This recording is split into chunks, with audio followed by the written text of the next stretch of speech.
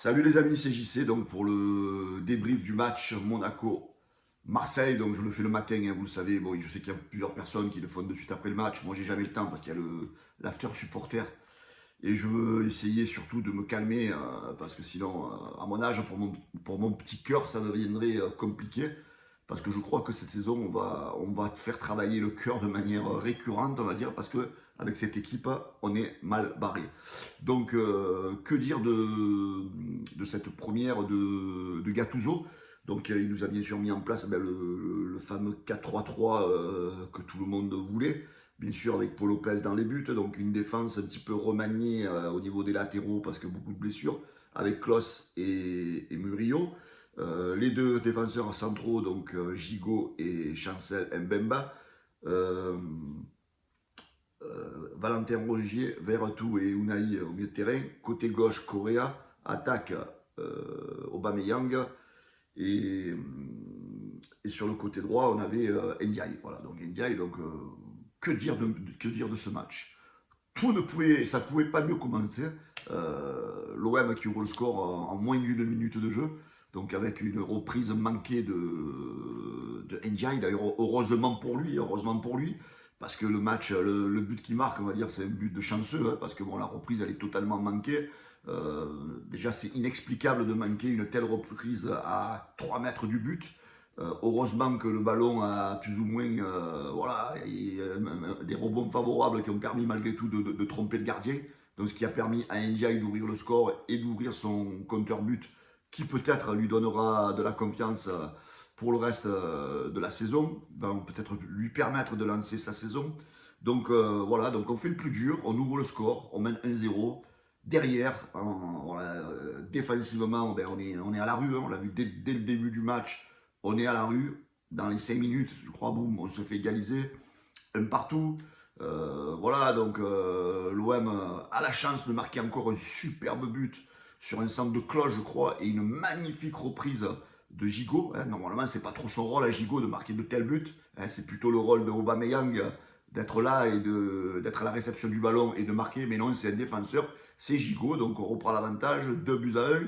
Encore dans les 10 minutes qui suivent, tu te fais encore égaliser, 2-2. Derrière, tu prends encore un but, 3-2.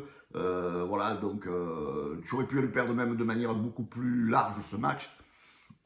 Voilà. Après, concrètement, qu'est-ce qu'on peut dire sur le match? Alors, c'est vrai qu'on a vu un petit peu plus ou moins des améliorations par rapport au jeu de Marcelino. Voilà, on a vu un jeu plus rapide, on a vu un léger mieux. Voilà, on va pas être non plus, on va pas noircir le tableau, mais on a vu un léger mieux. Mais les amis, ces joueurs-là, cet effectif-là, même si tu mets le bon Dieu entraîneur de l'Olympique de Marseille, ça va être compliqué d'en tirer quelque chose d'extraordinaire. Hein. Parce que moi, je ne vais pas m'abattre sur Gennaro Gattuso. Là, ce matin, je vois certains commentaires, les mecs qui commencent à lui dire démission, pas démission. Les gars, vous connaissez le proverbe hein d'un âne, on n'en fera jamais un cheval de course. Hein, voilà. Donc, au lieu de pointer le coach, bon, qu'on ait pointé Marcelino parce qu'il faisait une mauvaise tactique assez classique, rien d'extraordinaire. Mais là, voilà, Gattuso, il va arriver doucement, il va prendre en main cet effectif qui n'a pas forcément de grande qualité. Et donc, je trouve dommage de l'accabler dès le premier match comme ça. Voilà, on va lui faire confiance pour essayer, on va dire, qu'il essaye d'élever le niveau de certains joueurs. Mais quand tu vois certains trucs, les amis, Chancel Mbemba en défense. Hein. Après, on va parler de Paul Lopez, hein, parce que je vois qu'il y a beaucoup de monde qui incrimine Paul Lopez. Alors, Paul Lopez, c'est vrai que ce n'est pas le meilleur des gardiens de but. C'est vrai ce n'est pas un top gardien de but. Mais voilà, il a pris des buts hier soir. Oui, je sais, il a pris des buts. Il en a quand même sauvé 2 ou 3. Parce que hier soir, tu perds 3-2. S'il ne fait pas 2-3 beaux arrêts, tu en prends 5, 6. Hein, voilà, je suis d'accord avec ceux qui disent que Paul Lopez est un gardien pourri. Parce que bon, certains, ils ont toujours le mal à couper le cordon avec Mandanda. Ça, je l'accepte. Mais ce n'est pas non plus un gardien qu'il faut non plus atomiser. Parce que c'est facile d'atomiser les gardiens de but parce que ce sont les derniers remparts. D'abord, les premiers responsables, hein, ce sont les défenseurs. Hein. Ouais, parce qu'après tu vas regarder sur Twitter, là, il y en a, ils te font des schémas, ils mettent l'étoile là où le gardien il aurait dû être placé, ils te font des analyses sur des images arrêtées, sur des pauses images. Oh les gars, le football professionnel, c'est pas les pauses images. Hein. Le football professionnel, je sais pas si vous avez vu déjà un match de Ligue 1 au bord du terrain.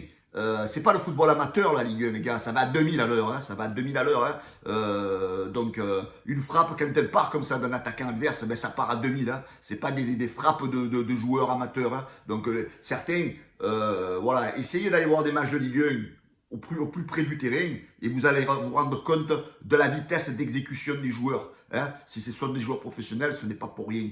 Et Chancel Mbemba, je voudrais revenir sur lui, parce que pour moi, en défense, c'est lui le trou, c'est lui qui est pourri, c'est lui qui déstabilise cette défense, parce que sur les buts que l'OM prend, il est responsable, je crois, même sur les 3 buts, déjà 2 sûrs, parce qu'il est toujours en retard sur l'attaquant, quand l'attaquant va frapper, il est toujours... Donc à un moment donné, certains ont critiqué Tudor l'année dernière, quand Tudor a commencé un petit peu à le mettre à l'écart, hein, vous voyez, peut-être que le Croate... Il n'avait peut-être pas tort, vous voyez, mais certains vous l'avez démonté. Maintenant, on se rend compte peut-être des limites de Chancel Mbemba. Au milieu de terrain, Valentin Rongier, écoute-moi Valentin Rongier, ça fait de match en match, je crois que tu es de plus en plus mauvais. Déjà, j'espère que Gattuso, il va te lever ce maillot, ce brassard de capitaine, parce que tu n'as pas les épaules pour être capitaine.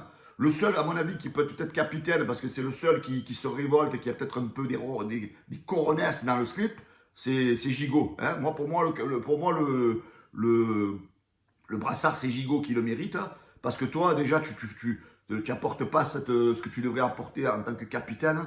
Et sur le terrain, Valentin Rongier, tu es devenu catastrophique. Mais catastrophique.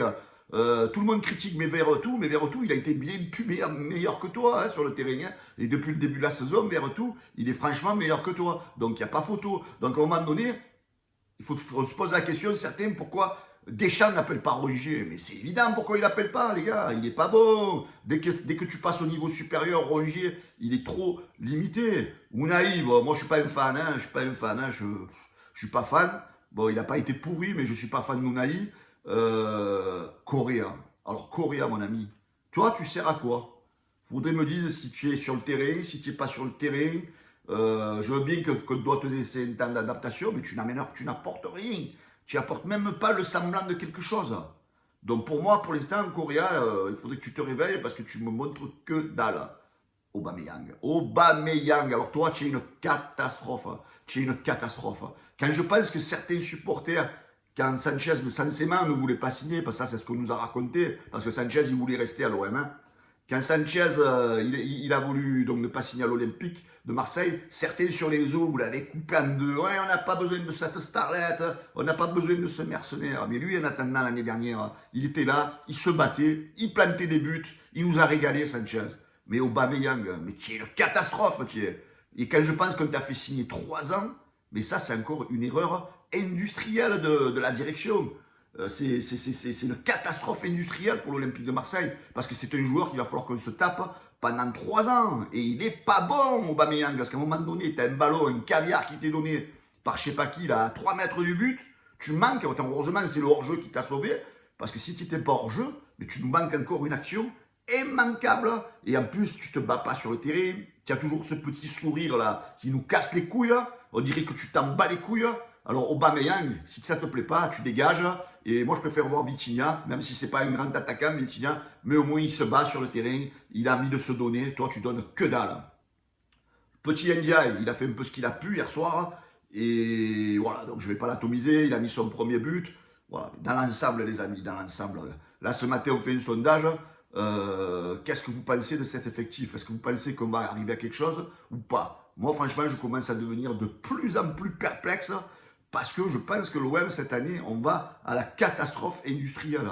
Là, tu vas te retrouver quasiment 10e après la fin de la journée. Tu proposes rien, tu n'as rien d'intéressant dans ton jeu. Moi, j'ai l'impression qu'on a un effectif qui est vraiment de bas niveau cette saison par rapport à l'année dernière. Donc tout ça encore, on va encore revenir au même point. Je pense que cette saison, il y a eu vraiment de la part de Pablo Longoria il